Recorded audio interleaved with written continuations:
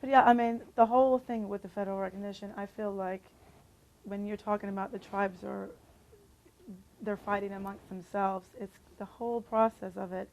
When you think about it, we're kind of allowing the government to tell us who we are. And that to me is like the whole fundamental part of that is I don't need a government to tell me, Jana, you're Indian or you're Lumbee. I know I am. I don't need that card that we're supposed to carry around, that I do have a card that says I'm Lumbee Indian.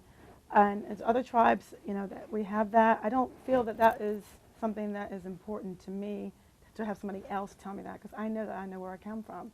And I think that is the issue, because it's kind of dividing tribes, because all of it's about, well, what can I get?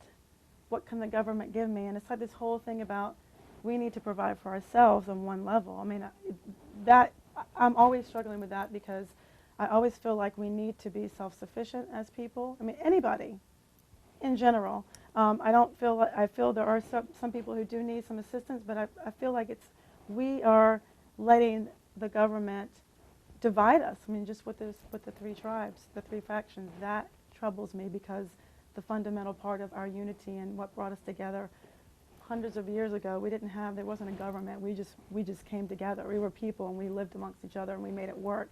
And now, because the government says, well, you need to have this, and well, I need to have this, and my tribe, I need to have this kind of subsidies. Then you get nitpicky, and it's like the infighting, and it's like, okay, well, they've done a great job of splitting us up. And to me, my whole point is I feel like we can come together with other tribes too, to support each other in another way, without having to depend so much on what the government says.